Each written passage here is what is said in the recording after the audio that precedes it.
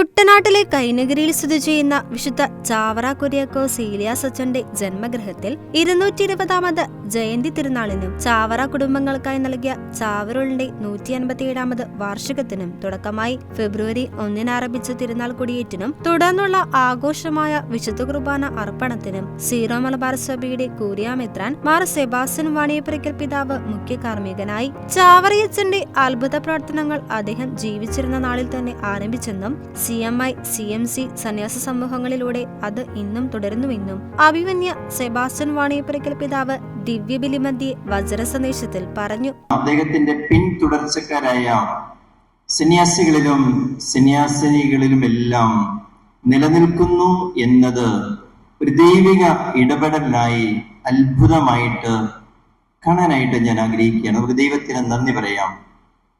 ഈ വൈദികരും സന്യാസിനിമാരും, ഞാനിപ്പോൾ ഒരു സന്യാസിനി സമൂഹത്തെയും സന്യാസ സമൂഹത്തെയും സൂചിപ്പിക്കുമ്പോഴും അത് ചാവറയച്ചനുമായി ബന്ധപ്പെട്ട ഒരു പ്രദേശമായതുകൊണ്ടാണ് എടുത്തു പറയുന്നത്. ഇത് സഭയുടെ വലിയൊരു സത്യമാണ്.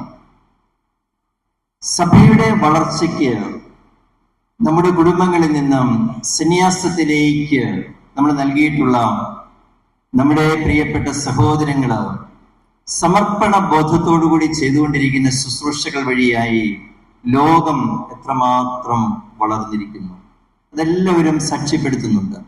നിങ്ങളിപ്പോൾ ഇവിടെ 2 വിദേശികളായിട്ടുള്ള സാറുമാരെ കാണുന്നുണ്ടല്ലോ. 2 പേരും ജർമ്മനിയിൽ നിന്ന് വന്നതാണ്. നാദിം അമ്മാൻ അലസാന്ദ്രോ എന്ന 2 പേര്. അവരെ കുറിച്ച് ഇവിടെ ആരംഭത്തിൽ സൂചിപ്പിച്ചല്ലോ. അവരെ കൂട്ടിക്കൊണ്ട് വന്നത് CMI സന്യാസ സമൂഹത്തിന്റെ വികാർ ജനറൽ പ്രിയപ്പെട്ട ജോസിച്ചനാണ്.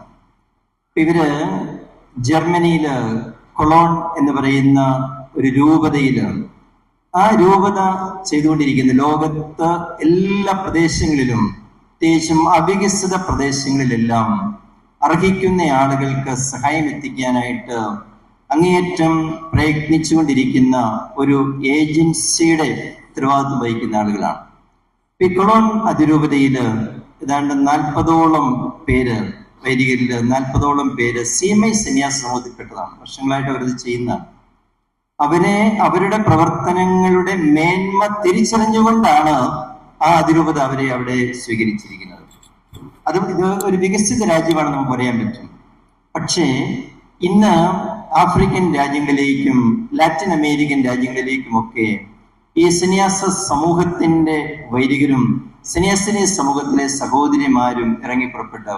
അവർ ഒരിടത്ത് നിന്ന് എന്തെങ്കിലും കൂടുതൽ ശേഖരിക്കാൻ കഴിയുമെങ്കിൽ അത് മുഴുവൻ അർഹിക്കുന്ന ആളുകൾക്ക് വിതരണം ചെയ്യുന്ന മറ്റൊരു മേഖല, അതാണ് സാമൂഹിക പ്രവർത്തനത്തിന്റെയും വിദ്യാഭ്യാസ പ്രവർത്തനത്തിന്റെയും ആതുര ശുശ്രൂഷയുടെയും എല്ലാം ലക്ഷ്യമെന്ന് പറയുന്നത്. തന്റെ കയ്യിൽ കിടക്കുന്ന മോതിരത്തിനുള്ളിലിരിക്കുന്ന ചാവറയച്ചന്റെ തിരുശേഷിപ്പിനെ കുറിച്ചും താൻ ആശീർവദിക്കാൻ കരങ്ങളുയർത്തുമ്പോൾ ആ തിരുശേഷിപ്പ് വഴിയായി ചാവറയച്ചന്റെ മാധ്യസ്ഥ അനുഗ്രഹങ്ങൾ വിശ്വാസികൾക്ക് ലഭിക്കുന്നുണ്ടെന്നും പിതാവ് കൂട്ടിച്ചേർത്തു.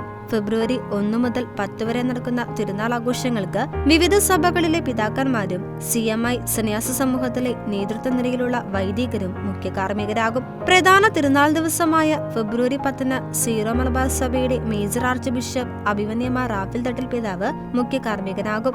ചാവറയച്ചൻ ജനിച്ചു വളർന്ന 3 നൂറ്റാണ്ടോളം പഴക്കം വരുന്ന ഭവനം ഇന്നും CMI സന്യാസ സമൂഹം വളരെ പവിത്രമായിട്ടാണ് കാത്തുസൂക്ഷിക്കുന്നത്. ചാവറയച്ചൻ ജനിച്ച മുറിയും പ്രാർത്ഥിച്ച സ്ഥലവുമെല്ലാം ഈ ഭവനത്തിൽ നമുക്ക് കാണാൻ സാധിക്കും. ചാവറയച്ചൻ വിശുദ്ധനായ ശേഷം വീണ്ടും വർഷങ്ങൾക്ക് ശേഷമാണ് ഈ സ്ഥലത്തേക്ക് റോഡ് ഗതാഗത സംവിധാനം ഉണ്ടായത്.